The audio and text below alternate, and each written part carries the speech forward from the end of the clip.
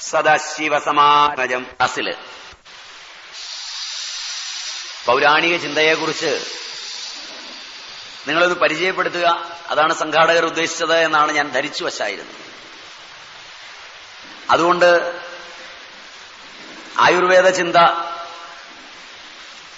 അതിന്റെ സമഗ്രതയിൽ എന്താണ് എന്ന് ഒന്ന് ചെറുതായി പരിശോധിക്കുവാൻ അവസരം വിനിയോഗിക്കുകയും അത് സമഗ്രമായി പറഞ്ഞ് ഞാൻ തീർക്കുകയുമാണ് ചെയ്തത്. പിന്നീട് ഒരു തുടർച്ചയുണ്ടാകുമെന്ന് അത് പറയുമ്പോഴോ അതിനു മുമ്പോ എനിക്ക് പ്രതീക്ഷയുണ്ടായിരുന്നില്ല. സംഘാടകരങ്ങനെ ക്ലാസ്സൊക്കെ തുടർച്ചയായിട്ട് വേണമെന്നൊക്കെ പറഞ്ഞെങ്കിലും അന്ന് എനിക്ക് പ്രതീക്ഷ ഉണ്ടായിരുന്നില്ല. പല കാരണങ്ങളാൽ, പല വൈയക്തിക കാരണങ്ങളാൽ ഞാനത് പ്രതീക്ഷിച്ചിരുന്നില്ല. അപ്പൊ ക്ലാസ്സെല്ലാം കഴിഞ്ഞ് പിന്നീട് ഒടുവില് നിങ്ങളോട് അനൗൺസ് ചെയ്യുമ്പോൾ അതൊരു തുടർച്ചയാണെന്നും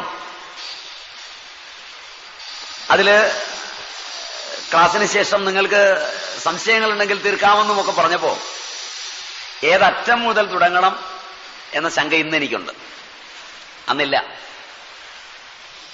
കാരണം ഭാരതീയ വിജ്ഞാന ശാഖകളൊക്കെ വളർന്ന് വികസിച്ച് ദേശകാലങ്ങളെ ഉല്ലംഘിച്ച്, നിങ്ങൾക്ക് കേൾക്കാൻ പറ്റുമോ? കാരണം പലതരം ശബ്ദങ്ങളായതുകൊണ്ട് കുഴപ്പമില്ലായിരിക്കും അല്ലേ? ബുദ്ധിമുട്ടില്ലെന്ന് വിചാരിക്കാം. ഏകാഗ്രത പോയാൽ ഇടയ്ക്ക് പറയണം. എന്റെ അല്ല, നിങ്ങളുടെ. ഞാനീ പറഞ്ഞുകൊണ്ടിരിക്കുന്നതുകൊണ്ട് ഇത് നോക്കിക്കില്ല. അപ്പോ ആ പൂർണ്ണതയിലെത്തി പല പന്ഥാവുകൾ തുറന്ന് വിപുലമായ ശാഖയാണ് ഭാരതത്തിലെ ഏത് ദർശന ശാഖ എടുത്താലും. അതുകൊണ്ട് തന്നെ അതിന് പല അംശങ്ങളുണ്ടാവും. ഒന്ന് സാമൂഹികം, സാംസ്കാരികം, സാമ്പത്തികം, ഇങ്ങനെ അനേക മേഖലകളിലേക്ക് വഴിതിരിക്കാവുന്ന അനേക പന്ഥാവുകൾ ഒരേ ശാസ്ത്രശാഖയിൽ തന്നെ നമുക്ക് കാണാൻ കഴിയും. രണ്ടാമത്, അതിൽ പല പാരമ്പര്യങ്ങൾ കാണാൻ കഴിയും. School of thoughts. ഒരേ ശാസ്ത്രശാഖയിൽ തന്നെ അനേക സ്കൂൾ ഓഫ് തോട്ട് കാണാൻ കഴിയും. ആയുർവേദം എടുത്താൽ ധന്വന്തരീയർ എന്ന് പറയുന്ന ഒരു സ്കൂൾ ഓഫ് തോട്ട് ഉണ്ട്. അതിലാണ് സുശ്രുതനൊക്കെ വരുന്നത്. ശ്രുതർഷിയായ സുശ്രുതനും മറ്റും വരുന്ന ആ സ്കൂൾ ഓഫ് തോട്ടില്ല.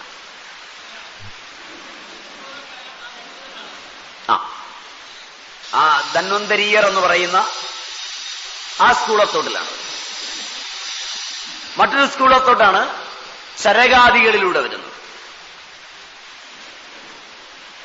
അപ്പൊ ഇങ്ങനെ അനേക സ്കൂൾ ഓഫ് തോട്ട് തന്നെ, അനേക പാരമ്പര്യങ്ങൾ തന്നെ ഒരേ ശാസ്ത്രത്തിനകത്തുണ്ട്. അതുകൊണ്ട് സങ്കല്പനങ്ങൾക്ക് ഈഷഭേദമുണ്ടാവും. ചിലതിൽ നിന്ന് കൊള്ളുകയും ചിലതിനെ തള്ളുകയും ചെയ്യുന്ന സാമ്പ്രദായിക പഠനങ്ങളും അവയിൽ കാണാൻ കഴിയും. ഇങ്ങനെ അനേക ചിന്താധാരകളുടെ സമ്മിളിത രൂപമാണ് ആയുർവേദം എന്ന ബൃഹത് ശാസ്ത്രം. ഞാൻ കഴിഞ്ഞ ക്ലാസ്സിൽ സൂചിപ്പിച്ചിരുന്നു, അവസാനം അതാണ് പറഞ്ഞു നിർത്തിയെന്നാണ് എന്റെ ഓർമ്മ. ആയുർവേദം എന്ന് പറയുമ്പോൾ ആയുസ്സിനെ കുറിച്ചാണ് പഠിക്കുന്നത്. ആയുഷ്യാഞ്ച അനായുഷ്യാഞ്ച വേദയതി ഇത്തി ആയുർവേദ.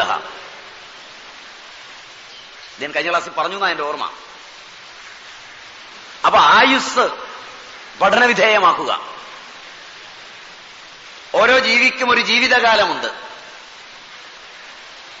അതിൽ മനുഷ്യൻ പൂർണ്ണ വളർച്ചയെത്താനുള്ള കാലം 20 വർഷമെന്ന് ആയുർവേദം ഗണിക്കുന്നു. അപ്പൊ അതിനനുസരിച്ചുള്ള ഋതുചര്യ, അതിനനുസരിച്ചുള്ള കാലദേശ വ്യവസ്ഥകൾ, അതിനനുസരിച്ചുള്ള വിദ്യാഭ്യാസ രീതി, അതിനനുഗുണമായ പഠനം, പാഠനം, ഇവയൊക്കെ വേണമെന്ന് ആയുർവേദ നിഷ്കർഷയുള്ളൂ. ഇതിന്റെ സാമൂഹികതയാണ്. അതുപോലെ ഒരു ജീവിയുടെ ആയുർദൈർഘ്യം എന്ന് പറയുന്നത് പൂർണ്ണ വളർച്ചയ്ക്ക് എത്ര കാലമോ അതിന്റെ 6 ഇരട്ടിയാണ്. അപ്പൊ മനുഷ്യന്റെ ആയുസ് 20 × 6 120ആണ്. യൗവനം തീരുന്നത് 70 വയസ്സിലാണ്. ഇപ്പം 30 വയസ്സ് തീരും. ഒരാളുടെ യൗവനം ആയുർവേദം അനുസരിച്ച് കഴിയുന്നത് 70ാമത്തെ വയസ്സിലാണ്. മഹാഭാരത യുദ്ധത്തിലും മറ്റും യുവാവായ അർജുനൻ 70 വയസ്സിലാണ് യുദ്ധം ചെയ്യുന്നത്. പഠനം അനുസരിച്ച് 119 വയസ്സുള്ള ഭീഷ്മ പിതാമഹനാണ് എതിരിട്ട് നിൽക്കുന്നത്. 1 വർഷവും കൂടെ കഴിഞ്ഞ ആയുസ് തീർന്നു. അതാ ഉത്തരോയനവും കാത്തു കിടക്കുന്നത് ആയുർവേദം അനുസരിച്ച്. അപ്പൊ ഈ 120 പൂർണ്ണാരോഗ്യത്തോടെ, ഒരുപക്ഷെ മഹാഭാരത യുദ്ധക്കളത്തില് ഏറ്റവും സമുചിതമായി പോരാടിയ യോദ്ധാക്കളിൽ അത്യുന്നതനും സർവസൈന്യാധിപനുമായിരുന്നു ഭീഷ്മർ. 119ാമത്തെ വയസ്സിൽ.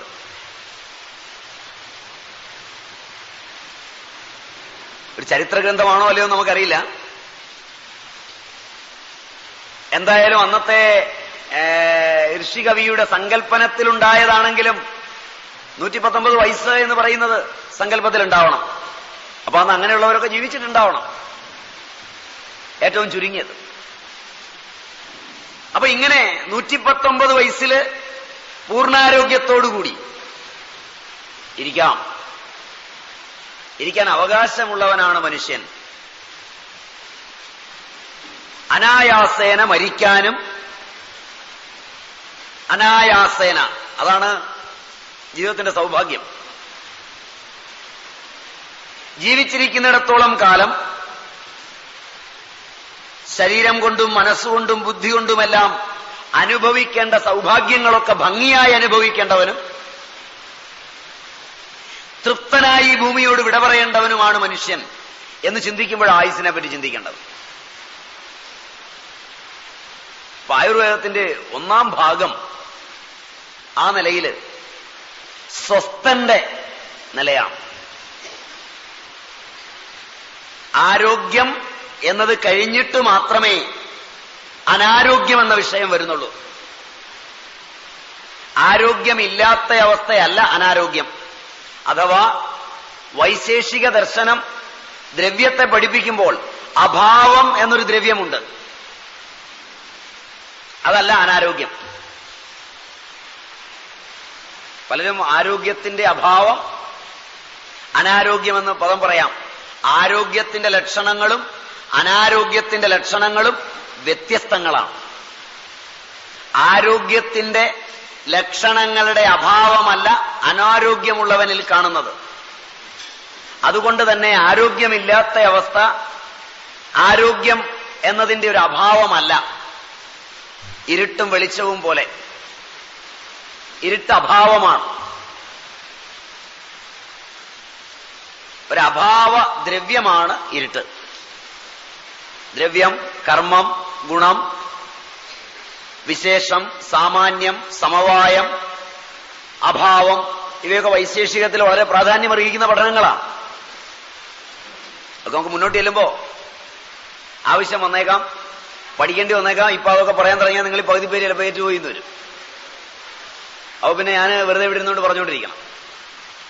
കാരണം ഈ പദങ്ങളൊക്കെ കുറച്ചൊന്ന് പഴകിക്കഴിഞ്ഞിട്ട് പഠിച്ചാലും സുഖം ഉണ്ടാവും. ഇപ്പോ വൈശേഷികനാണ് ദ്രവ്യത്തെ അതിന്റെ എല്ലാ അംശത്തിലും പഠിക്കാൻ ഒരുങ്ങിയിട്ടുള്ളത്. ദ്രവ്യം തന്നെയാണ് രോഗി, ദ്രവ്യം തന്നെയാണ് ഔഷധം. ദ്രവ്യഘടനയിൽ വരുന്ന മാറ്റമാണ് രോഗവും. അതിലൊരു തമാശ കൂടിയുണ്ട്. ആയുർവേദ ആചാര്യന്മാരുടെ ഒരു പ്രതിജ്ഞ തന്നെയുണ്ട്. അത് ഞാൻ കഴിഞ്ഞ ക്ലാസ്സിൽ ഒന്ന് സൂചിപ്പിച്ചു പോകുന്നതാണ്. ഇങ്ങനെ ഡീറ്റെയിൽ ആയിട്ട് എടുക്കേണ്ടി വരുമായിരുന്നെങ്കിൽ ഞാൻ അത്രയും ഒന്നിച്ചടിച്ച് തീർക്കുമായിരുന്നില്ല. ഒന്നിച്ച് പറഞ്ഞ് തീർത്തത് ഈ ഒരു ക്ലാസ്സിൽ തീരും. എന്നാൽ ഒന്നിച്ച് തീർക്കാമെന്ന് തീർത്തിട്ട് ഇറങ്ങിപ്പോയാൽ ലാഭമായല്ലോ എന്ന് വിചാരിച്ച് തീർത്തതാണ്. ഇങ്ങനെ പാർട്ട് ബൈ പാർട്ട് എടുത്ത് ഡീറ്റെയിൽഡ് ആയിട്ട് പോകേണ്ടി വരുമെന്നുള്ള പ്രതീക്ഷ അന്നില്ല. തോന്നുകൊണ്ട് വീണ്ടും പുറകോട്ട് അല്പം പോയി പറയാം. ശാശ്വതോയം ആയുർവേദ, ആയുർവേദം ശാശ്വതമാണെന്ന് അത് ഞാൻ പറഞ്ഞിരുന്നു. എന്ന് പറഞ്ഞാല് അപൗരുഷേയമാണ് എന്നർത്ഥം, നിത്യമാണ്. കാരണം മനുഷ്യൻ എന്നുവരെയുണ്ടോ, ജീവജാലങ്ങൾ എന്നുവരെയുണ്ടോ, സസ്യങ്ങളൊക്കെ എന്നുവരെയുണ്ടോ, അതിന്റെ ആയുസ്സിനെ പറ്റി പഠിച്ചേ പറ്റൂ. അതിന്റെ ആരോഗ്യത്തെ പറ്റി പഠിച്ചേ പറ്റൂ. അതിനുണ്ടാകുന്ന രോഗങ്ങളെ പറ്റിയും പഠിച്ചേ പറ്റൂ. ഈ പഠനങ്ങളിൽ ആദ്യമുണ്ടായ പഠനങ്ങൾ പഴകും തോറും വീഞ്ഞിന് വീര്യം കൂടുമെന്നതുപോലെ ഏറ്റവും പഴയ ആയുർവേദ ദർശനങ്ങളാണ് പൂർണ്ണം. പിന്നീട് അതിനകത്തൊക്കെ അവനവന്റെ അഹംബുദ്ധിയുടെ വെള്ളം ചേർത്തിട്ടുണ്ട്. ഇന്ന് കാണുന്ന ആയുർവേദം വെള്ളം മാത്രമാണ്. അപ്പൊ മാക്സിമം വെള്ളം ചേർത്താണ് പിന്നീട് പഠിച്ചു പോകുന്നത്. എല്ലാ അറിവും അങ്ങനെയാണ് ഭാരതീയമായത്. ഉപനിഷത്തെടുത്താലും പഴകും തോറും അതിന് വീര്യം കൂടും, ഒട്ടും കോംപ്രമൈസ് ഉണ്ടാവില്ല. അപ്പൊ ആചാര്യന്മാരിൽ ഏറ്റവും പഴയ ആചാര്യനാണ് ഏറ്റവും നല്ല അറിവ് തരുന്നത്, ഏറ്റവും ശാസ്ത്രീയമായ അറിവ് തരുന്നത്. അങ്ങനെയാണ് ഇതിന്റെ പ്രത്യേകത. അത് അപൗരുഷേയമായി വന്നതാണ്, ശാശ്വതമാണ്. രണ്ടാം പാദം ഭാവ സ്വഭാവ നിത്യത്വാത്. ശരകനാണ് ഇത് പറയുന്നത്. ഭാവങ്ങളുടെ സ്വഭാവം, പദാർത്ഥങ്ങളുടെ സ്വഭാവം. പദം കൊണ്ട് അർത്ഥമാക്കുന്നത് പദാർത്ഥം. അതിന്റെ സ്വഭാവം നിത്യമാണ് എന്ന് പറഞ്ഞാൽ ആധുനിക വൈദ്യശാസ്ത്ര പ്രകാരം, ഉദാഹരണം കൊണ്ട് പറയാൻ വേണ്ടിയാണ് ആധുനിക വൈദ്യശാസ്ത്രം പറയുന്നത്. 1950കളിൽ നിങ്ങളുടെ നാട്ടിലൊക്കെയുള്ള ഡോക്ടർമാർ പറഞ്ഞിരുന്നു, a tinge of penicillin can do wonders. ഉറച്ചു വിശ്വസിക്കുകയും ചെയ്തിരുന്നു. ഒരു തരി പെൻസിലിനുണ്ടെങ്കിൽ ഒരുപാട് അത്ഭുതങ്ങൾ കാണിക്കാൻ പറ്റുമെന്ന്.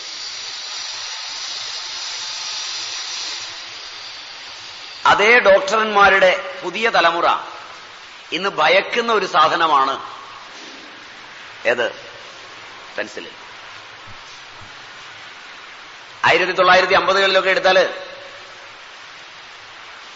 പെൻസിലിൻ കാണിച്ച അത്ഭുതങ്ങള്, ആ തലമുറയിലെ മരുന്ന്, പെൻസിലിന്റെ പല പേറ്റന്റ് മെഡിസിൻസ് അടുത്ത തലമുറയില് പ്രയോഗക്ഷമമല്ലാതായി. ശ്രദ്ധിച്ചോന്നറിയില്ല. ഇന്ന് 6ാമത്തെയോ 7ാമത്തെയോ 8ാമത്തെയോ തലമുറയാണ് ഇന്ന് മാർക്കറ്റിൽ നിലനിൽക്കുന്നത്. മാർക്കറ്റ് പഠിച്ചാൽ, മാർക്കറ്റിനെ പറ്റി നിങ്ങൾക്ക് പോയി പഠിക്കാം. ഞാൻ പറഞ്ഞ അതിശയോക്തിയാണെന്ന് തോന്നിയാൽ നേരെ ഇങ്ങൊന്ന് തല്ലിയാൽ മതി, വേറൊന്നും ചെയ്യണ്ട. അപ്പൊ ഇതിനു മുമ്പുള്ള ആ തലമുറയൊക്കെ അടുത്തവരില് വളരെ മാരകങ്ങളായ സൈഡ് എഫക്ട്സ് ഉണ്ടാക്കി. അപ്പൊ ആ ദ്രവ്യത്തിന്റെ സ്വഭാവം സ്ഥിരമല്ല. ഒരു തലമുറയിൽ ഉപയോഗിച്ച ഔഷധം അടുത്ത തലമുറയിൽ ഉപയോഗക്ഷമമല്ലാതാകുന്നത് ഒന്ന്. ഒരു തലമുറയിൽ ഉപയോഗിച്ച ഔഷധം അടുത്ത തലമുറയിൽ വിരുദ്ധമായി തീരുന്നത് ഒന്ന്. ഒരു തലമുറയിൽ ഉപയോഗിച്ച ഔഷധം അടുത്ത തലമുറയിൽ രോഗഹേതുവാകുന്നതൊന്ന്. ശ്രദ്ധിച്ച് കേൾക്കണേ, എങ്കിലും നമുക്ക് ഒന്നിച്ചു പോകാൻ പറ്റൂ. അപ്പോൾ ഇങ്ങനെ വരുമ്പോ ആ ഔഷധം തലമുറകളിലൂടെ കടന്നു പോകുമ്പോൾ നമ്മുടെ ജനിതക പ്രകൃതിയിൽ മാനുഷികങ്ങളായ പരിണാമ ശൃംഖലകളിൽ, മനുഷ്യന്റെ വികാസ പരിണാമങ്ങളിൽ വിപരീത ദിശയിലേക്കുള്ളൊരു ആന്തോളനം ഉണ്ടാക്കുന്നുണ്ടെന്നാണോ എന്ന് ജനിതക ശാസ്ത്രത്തെ വെച്ച് പഠിക്കേണ്ടതാണ്.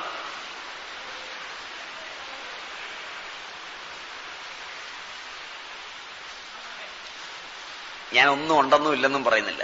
നിങ്ങൾക്ക് ചിന്തിക്കാൻ ഇടയിട്ട് തന്നിട്ട് പോവുകയാണ്. അതാണല്ലോ എനിക്ക് സുഖം. എന്റെ അഭിപ്രായം പഠിപ്പിക്കാനായാൽ പിന്നെ നിങ്ങൾ സ്വയം പഠിച്ചു വളരെയില്ല. അതുകൊണ്ട് എന്റെ ചോദ്യങ്ങളൊക്കെ ചോദ്യങ്ങളായി തന്നെ നിർത്താനാണ് ഞാൻ ഇഷ്ടപ്പെടുന്നത്. ആ ചോദ്യങ്ങളിൽ പലതും ഉത്തരം അഫർമേറ്റീവ് ആയെങ്കിൽ അത് നിങ്ങളുടെ സൗഭാഗ്യമാണ്. അല്ലാതായെങ്കിൽ അത് ദുര്യോഗമായി നിങ്ങൾ തന്നെ മനസ്സിലാക്കിയാൽ മതി. അപ്പോ ഒരു മരുന്ന്, ഏത് ഔഷധവുമാകട്ടെ, ഈ തലമുറയിലെ ഒരു മനുഷ്യൻ കഴിച്ച് അവന്റെ അടുത്ത തലമുറയിലേക്ക് ആ ജനിതകം കൈമാറി വരുമ്പോൾ ആ ഔഷധം വിപരീതമാകുന്നു എന്ന് പറഞ്ഞാൽ ആ ഔഷധത്തെ ഉൾക്കൊള്ളാൻ പറ്റാത്ത അവൻ പരിണമിച്ചതിന്റെ ഉത്തരദായിത്വം ആ ഔഷധത്തിനും കൂടി ഉണ്ടെന്ന് അല്ലേ?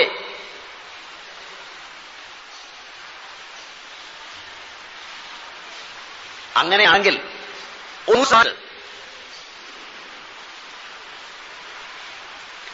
ഇന്ന് ലോകത്തെമ്പാടുമായി നിലനിൽക്കുന്ന ഔഷധങ്ങളിൽ എത്ര എണ്ണത്തിന്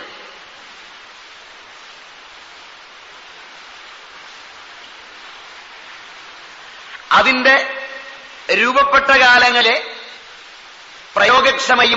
ക്ഷമതയും പ്രസക്തിയും ഉണ്ട് എന്ന് അന്വേഷിച്ചാലാണ് ആരോഗ്യരംഗത്തെ അത്ഭുതകരങ്ങളായ പ്രതിഭാസങ്ങൾ അനാവരണം ചെയ്തു വരിക.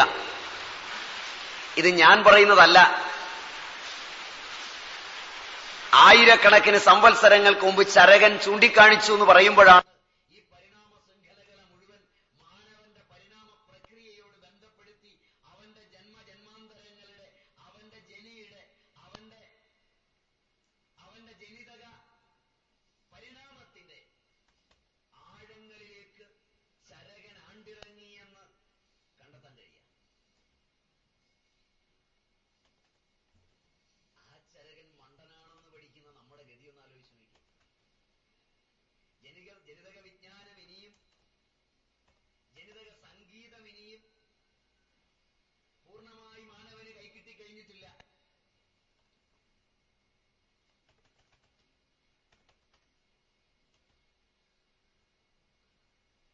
ഞാൻ ജനിതക സംഗീതം എന്നുപയോഗിച്ച് പ്രാചീന ഭാഷ ഉപയോഗിച്ച് തന്നെയാണ്. പൗരാണിക കാലത്ത് അങ്ങനെന്നാ പറയാ, ശബ്ദത്തിൽ നിന്നാണ് നിങ്ങൾ ഉണ്ടായതെന്നാ പറയാ. ആകാശമാകുന്ന ധാതുവില് ശബ്ദമെന്ന ഗുണമിരിക്കുമ്പോൾ ആകാശധാതുവിനോട് ഏറ്റവും ചേർന്നിരിക്കുന്ന സുഖമെന്ന ശുക്രധാതുവിൽ നിന്ന് നിങ്ങൾ ജനിക്കുന്നുവെന്ന് ജനിതക വിജ്ഞാന ശാഖകളെ വെച്ചുകൊണ്ട് പൂർവാചാര്യന്മാർ പറയും. അത് നമുക്ക് പിന്നീട് ജനി പ്രാദുർഭാവം വെച്ചൊക്കെ പിന്നെ പഠിക്കാം. അത് ആയുർവേദത്തിന്റെ അന്തരിന്ദ്രിയ മണ്ഡലങ്ങളിലേക്ക് കടന്നു പഠിക്കാൻ തുടങ്ങുമ്പോൾ പഠിക്കാം. അതിനുമുമ്പ് തുടർച്ചയാണെങ്കിൽ എത്ര കാലം തുടരുമെന്ന് എനിക്കറിയില്ല. കാരണം ഒരു കാര്യം നമുക്ക് നിശ്ചയമുള്ളതല്ലല്ലോ. ഇത് തന്നെ നിശ്ചയമുള്ള കാര്യമല്ല. ഇങ്ങനെ ഒരു ക്ലാസ് ഇവിടെ ഉണ്ടാവും, ഇവിടെ വന്നിരിക്കുമെന്നൊന്നും നിശ്ചയം ഉണ്ടായിരുന്നല്ല. അപ്പൊ അതുകൊണ്ട് തന്നെ ഉള്ളത് നമുക്ക് ഭംഗിയായി പഠിച്ചു പോകാമെന്ന് മാത്രം. ആ നിലയിൽ അപ്പൊ ജനിതക സംഗീതത്തിലേക്ക് വരെ ഇറങ്ങിച്ചെന്നുകൊണ്ട് ഒരൗഷധം അതിന്റെ സ്വഭാവം നിത്യമായിരിക്കുക,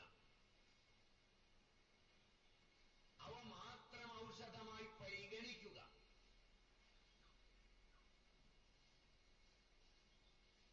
ഭാവ സ്വഭാവ നിത്യത്വ എന്നാണ് അതിന്റെ സൂത്രം തന്നെ.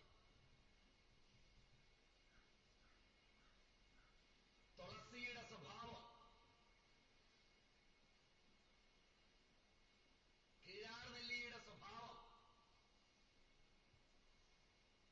കറ്റാർവാഴയുടെ സ്വഭാവം,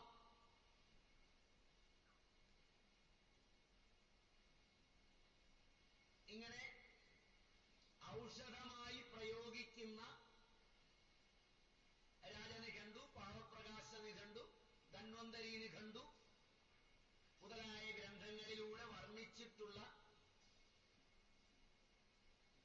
എണ്ണമറ്റ ഔഷധ സസ്യങ്ങളുടെ ഔഷധയോഗ്യമായ ഭാഗങ്ങളുടെ ഓരോന്നും എടുത്ത് വരച്ചു പോകണം. ഔഷധ സസ്യങ്ങളുടെ ഔഷധയോഗ്യമായ ഭാഗങ്ങളുടെ കാലപ്രവാഹത്തിലൂടെയുള്ള പോക്കിൽ മാറ്റമില്ലാതിരിക്കുന്നു എങ്കിൽ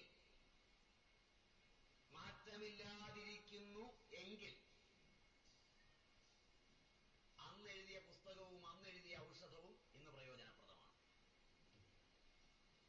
മാറ്റം വന്നാൽ പഴയ പുസ്തകം പഠിച്ചിട്ട് കാര്യമില്ല.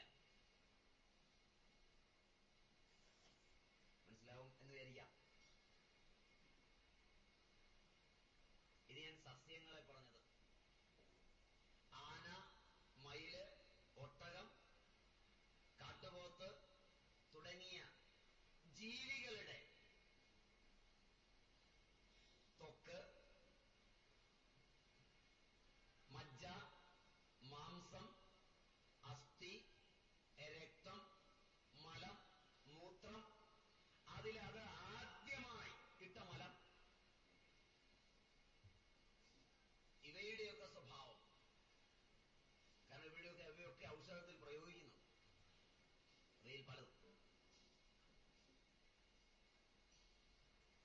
പ്രാചീന ഗ്രന്ഥങ്ങളില് ഔഷധ പ്രയോഗത്തില് ഇന്നതിൽ പലതും ഉപയോഗിക്കുന്നില്ലെങ്കിൽ അതിനെക്കുറിച്ചുള്ള അറിവ് കുറഞ്ഞതുകൊണ്ടോ അതിന്റെ ലഭ്യത ഇല്ലായ്മ കൊണ്ടോ അതുമല്ലെങ്കിൽ അത് ആധുനിക സങ്കേതത്തിൽ ഉപയോഗിക്കുവാൻ നിരോധനമുള്ളതുകൊണ്ടോ ആണ്. അത് നിയമവുമായി ബന്ധപ്പെട്ട കാര്യമൊക്കെയാണ്. ആയുർവേദത്തോട് ബന്ധപ്പെട്ട ഒരുപാട് നിയമങ്ങളുണ്ട്. ഔഷധത്തിൽ ആയുർവേദം ധാരാളമായി ഉപയോഗിച്ചിരുന്ന കറുപ്പ് ഇന്ന് ഉപയോഗിക്കാനാവില്ല. അത് ആധുനിക വൈദ്യശാസ്ത്രത്തിൽ ഉപയോഗിക്കാം.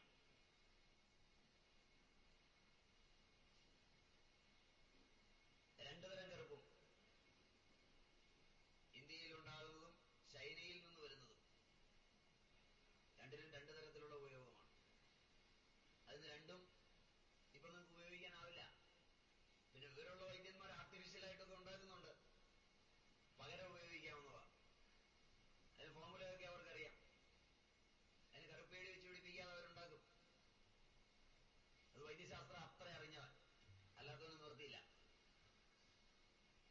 കാരണം പവിഴം നിങ്ങളുടെ പുതിയ മന്ത്രിസഭ വന്നപ്പോൾ അത് നിരോധിച്ചിരിക്കുകയാണ്. ശംഖ് നിരോധിച്ചിരിക്കുകയാണ്. ഒരു പുതിയ സർക്കുലർ തന്നെ വന്നിരുന്നു വൈദ്യശാസ്ത്ര സ്ഥാപനങ്ങളിലേക്ക്. ഉണ്ടാക്കിയിടത്തോളം ശംഖഭസ്മവും പവിഴഭസ്മവും ഒക്കെ വേഗം വിറ്റഴിച്ചോടുക. ഇനി പവിഴം വാരാനോ ശംഖെടുക്കാനോ ഒന്നും അനുവാദമില്ല. ആയുർവേദത്തിലേക്ക് ആധുനിക വൈദ്യശാസ്ത്രത്തിൽ ഉപയോഗിക്കാം.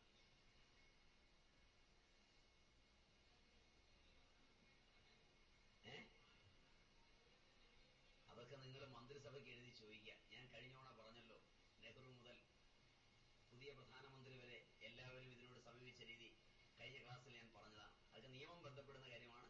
ഈ ശാസ്ത്രത്തോട് ബന്ധപ്പെടുന്ന അല്ലാത്തതുകൊണ്ട് എനിക്ക് ഉത്തരം ഇപ്പൊ പറയാൻ പറ്റില്ല. അത് നിയമത്തെ പറ്റി ഒരു ക്ലാസ് നിങ്ങൾ വെച്ചാൽ അപ്പോൾ ഞാൻ പറയാം. കാരണം ഇന്ത്യയിൽ നിലനിൽക്കുന്ന വൈദ്യശാസ്ത്ര സംബന്ധമായ നിയമങ്ങൾ, കാരണം മെഡിക്കൽ ലോസ്, ഒന്നാമത് ഇന്ത്യയിൽ നിന്നിരിക്കുന്ന മെഡിക്കൽ ലോ ഇന്ത്യയിൽ എഴുതപ്പെട്ട പുസ്തകങ്ങളിൽ ഒന്നിനെ പോലും അംഗീകരിക്കുന്നില്ല. ഗൈനക്കോളജിയുടെ മിസ്റ്റർ മേനോന്റെ ഒരു പുസ്തകമല്ലാതെ.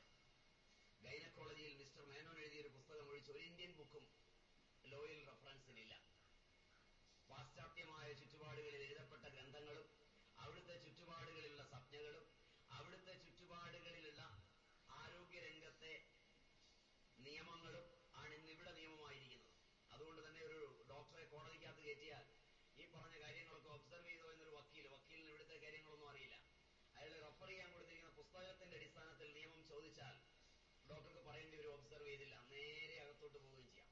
ഏത് ചികിത്സിച്ച ഡോക്ടറെയും അകത്ത് കയറ്റാം, എന്ത് ചികിത്സിച്ചവരെയും കയറ്റാം. IMA പോലും ഈ ലോ ഒന്നും വായിച്ചു നോക്കിയിട്ടുണ്ടെന്ന് തോന്നുന്നുമില്ല. വായിച്ചാൽ അവർ പോലും അത്ഭുതപ്പെടും. പിന്നെ ജനങ്ങൾ ഇതിനൊന്നും പോകാത്തതുകൊണ്ട് വലിയ ഒച്ചപ്പാട് ഇവിടെ വരുന്നില്ല എന്ന് മാത്രം. അതുകൊണ്ട് അത് നിയമവുമായി ബന്ധപ്പെട്ട കാര്യമാണ്. അത് വേറെ പഠിക്കേണ്ടതാണ്, ഇതിന്റെ കൂടെ ചേർക്കരുത്. എങ്കിലും ഞാൻ പറഞ്ഞു വന്നപ്പോൾ പറഞ്ഞത് ആയുർവേദത്തിൽ ഈ വക സാധനങ്ങൾ നമുക്ക് വേണ്ടത് അത്രയേ ഉള്ളൂ. ഈ പവിഴം, അതുപോലെ തന്നെ ശംഖ്, മുത്തുച്ചിപ്പി, മുമ്പ് പറഞ്ഞ ജീവജാലങ്ങളുടെ എക്സ്ക്രീഷൻസ്, അതിന്റെ വിസർജ്യ വസ്തുക്കൾ, മൂത്രം, മലം മുതലായവ, ത്വക്ക്, ഇവയൊക്കെ ഗണനീയമായ പട്ടികയിൽപ്പെട്ട ഔഷധങ്ങളാണ്. അതിന്റെ സ്വഭാവം പൗരാണിക കാലത്ത് കടുവയുടെ ത്വക്കിന് ഉള്ള അതിന്റെ ഗുണം, അതിന്റെ വിഭാഗം, അതിന്റെ രസം, അതിന്റെ വീര്യം, ആയുർവേദം എങ്ങനെയാ ഓരോന്നിനെ ഗണിക്കുന്നത്? ഒരു വസ്തു എടുത്തിട്ട്, പാനയുടെ മാംസം എടുത്തിട്ട് അതിന്റെ വീര്യം ഏത് ഗണത്തിൽപ്പെടുന്നതാണ്, ഏത് ഇതിൽപ്പെടുന്നതാണ്? അത് ഗുരുത്വമുള്ളതാണോ ലഘുത്വമുള്ളതാണോ? അതിന്റെ സ്വാദരസം എന്താണ്? അത് കടു രസത്തോടു കൂടിയതാണോ, അമ്ലരസത്തോടു കൂടിയതാണോ, ലവണരസത്തോടു കൂടിയതാണോ, അത് തീഷ്ണമാണോ, അത് അത്യുഷ്ണമാണോ? ഇതൊക്കെ അഷ്ടാംഗ ഹൃദയാദി പുസ്തകങ്ങൾ എടുത്ത് ശ്രദ്ധാപൂർവം പഠിച്ചാൽ ഇതൊക്കെ അവിടെ കാണാം. ഈ മാംസങ്ങളൊക്കെ എഴുതി വെച്ചിട്ടുണ്ട്.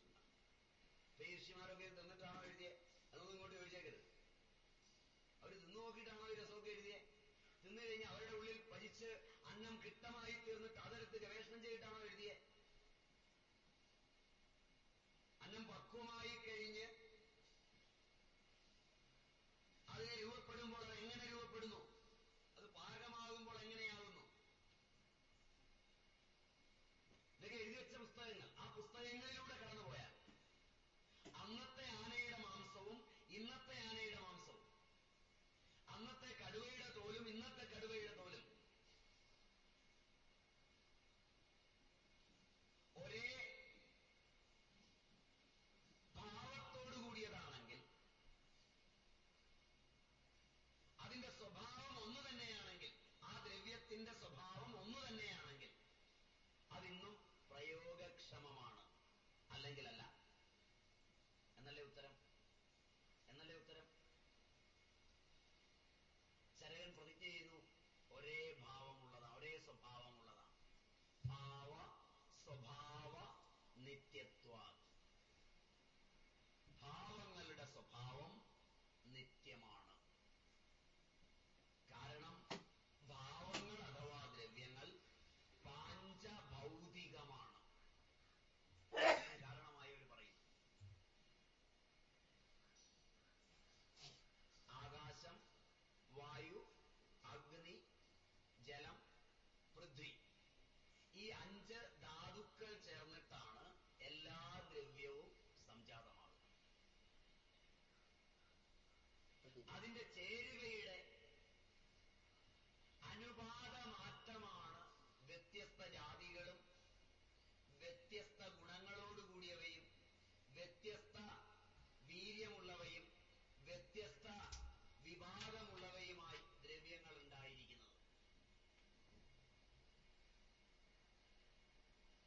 ഓരോ ചെടിയുടെയും കുടുംബം, ജാതി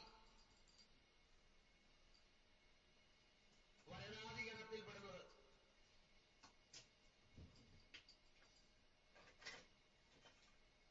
വിരേചന ഔഷധങ്ങളായി പ്രവർത്തിക്കുന്നത്, ഇങ്ങനെ അതിന്റെ ഗണം, അതിന്റെ ഗുണം, അതിന്റെ സ്വഭാവം, ഇവയിലെ മാറ്റം, അതിൽ അടങ്ങിയിരിക്കുന്ന പൃഥ്വിയുടെയും അപ്പിന്റെയും തേജസ്സിന്റെയും വായു